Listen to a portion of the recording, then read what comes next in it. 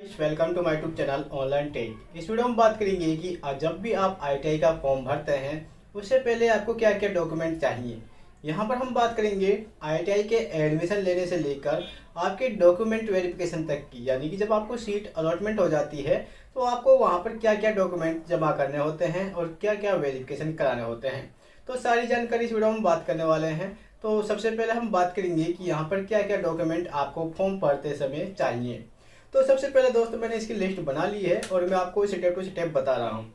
यहाँ पर जब आपको फॉर्म भरना है तो सबसे पहले आपके पास आपकी एकेडमिक मार्कशीट होनी चाहिए, यानी कि आपके पास 8वीं पास है तो 8वीं की मार्कशीट, 10वीं 12वीं जो भी आपने क्वालिफिकेशन की है तो वो आपको मार्कशीट चाहिए, क्योंकि यहाँ पर फॉर्म भरने से पहले आपका जो नाम है वो वहाँ पर आपको देखकर भरना होता है। इसके लिए यहाँ पर क्वालिफिकेशन भी तय की जाती है कि जो आप कोर्स लेना चाहते हैं वो आप 10वीं से करना चाहते हैं, 12वीं से करना चाहते हैं या फिर आप 8वीं से कोई कोर्स करना चाहते हैं, तो यह आपके लिए यहाँ पर मार्कशीट की आवश्यकता पड़ने वाली है। Number 2, residence certificate. दोस्तों यहाँ पर आपका आता है रिहायशी प्रमाण पत्र।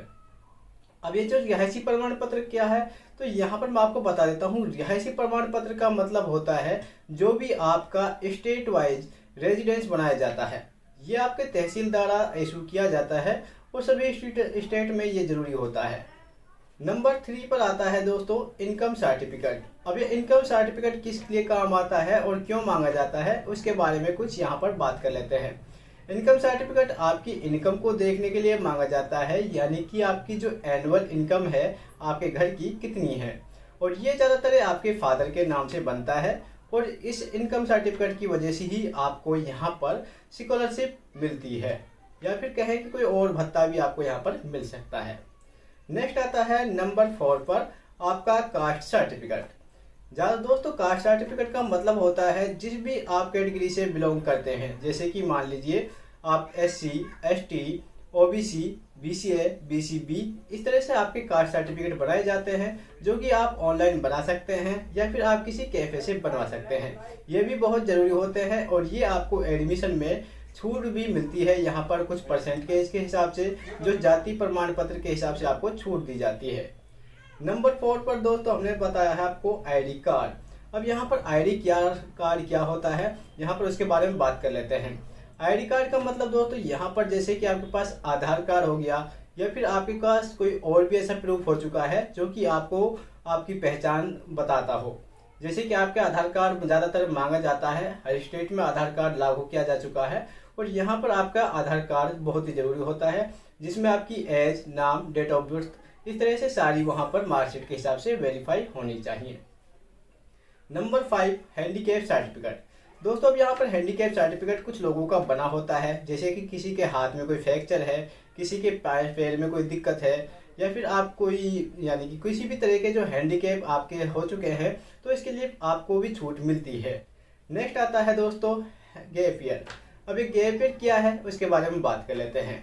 मान लीजिए आपने कोई साल यानी कि पढ़ाई के साथ साथ किसी बीमारी के कारण आपने एक लंबा गैप लिया हो, जैसे कि 6 महीने का, साल का, तो इसे हम बोलते हैं गैप ईयर। बहुत सारे लोग क्या करते हैं, मान लीजिए आपने 10वीं करी और 1 साल का गैप ले लिया, इसके बाद आपने पढ़ाई शुरू की, तो इसे हम गैप ईयर बोलते हैं। ज़्यादातर ये गैप ईयर आपके स्कूल से बना दिया जाता है।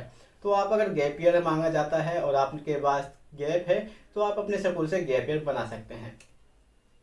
नेक्स्ट आता है दोस्तों पासपोर्ट साइज।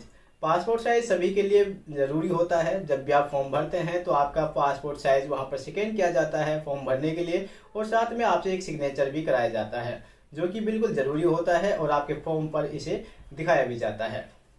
दोस्तों इसके बाद आता है नेक्स्ट फैमिली आईडी कार्ड। अब फैमिली आईडी है जो ये ज़्यादातर हरियाणा के लोग हैं जो इनके लिए बनाई गई है। अगर आपके स्टेट में भी कोई इस तरह की आईडी है तो आप लगा सकते हैं। अगर आप हरियाणा से फॉर्म भरेंगे तो आपके लिए हरियाणा यानी कि फैमिली आईडी PPP पोर्टल से निकाल कर आप इसे अप्लाई कर सकते हैं या फिर आप बनवा सकते हैं। ये आपके लिए बहुत ही ज़रूरी है अगर आप आईटीआई का फॉर्म भरना चाहते हैं तो। इसके बाद आता है दोस्तों लास्ट स्टेप। सबसे लास्ट स्टेप है ऑनलाइन फॉर्म भरने का। यहाँ पर आपकी एकेडमिक मार्कशीट होनी चाहिए, फोटो कॉपी होनी चाहिए, फीस स्लिप होनी चाहिए। जब आप फॉर्म भर लेते हैं उसके बाद आपकी एक फीस स्लिप निकलती है, एक फॉर्म निकलता है। इन सभी की आपके पास 2-2 फोटो कॉपी होनी चाहिए, जो भी डॉक्यूमेंट मैंने आपको बताए हैं। सबसे लास्ट में आता है डॉक्यूमेंट वेरिफिकेशन। दोस्तों, जब भी आप किसी आईटीआई में आपकी सीट अलॉटमेंट होती है, आपको कोई कोर्स मिलता है, तो यहाँ पर आपको आईटीआई में जाना होता है, जिसके लिए आपको डॉक्यूमेंट वेरिफिकेशन कराने होते हैं। मान लीजिए आपने कोई वेल्डर ट्रेड ली और आपका सीट अलॉटमेंट हो चुका है, आपको आईटीआई में जिग मिल चुकी है, तो आपके लिए अब आपको डॉक्यूमेंट अपने बनाने होंगे, जो कि मैंने आपको बताया है। सभी की आपको दो दो सेट कम से कम बना लेना है। इसके बाद आपको यहाँ पर अपने एडमिशन फॉर्म जो कि आपने अप्लाई किया है, फीस रिसिप्ट जो कि आपने वहाँ पर फीस कटवाई है, और साथ में इनकी सभी की दो दो फोटोकॉपी, और जो आपका अलॉटमेंट लेटर है, जो आपको सीट अलॉट की गई है, उसका एक प्रिंट आउट भी यहाँ पर होना चाहिए। ये सभी आपको लेकर जाना है आईटीआई में।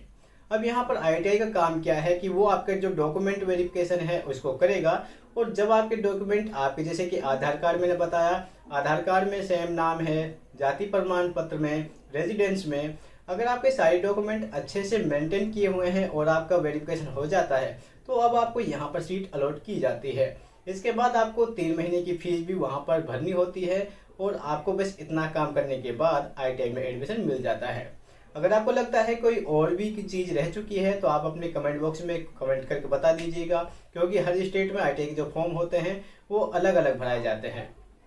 हमने जो जानकारी मिली है वो मैंने आपको बता दी है। अगर ज़्यादा जानकारी आपको कोई लेनी है तो आप कमेंट बॉक्स में कमेंट कर सकते हैं, उसके बारे में भी ज़रूर बताएंगे। Thank you for watching this video.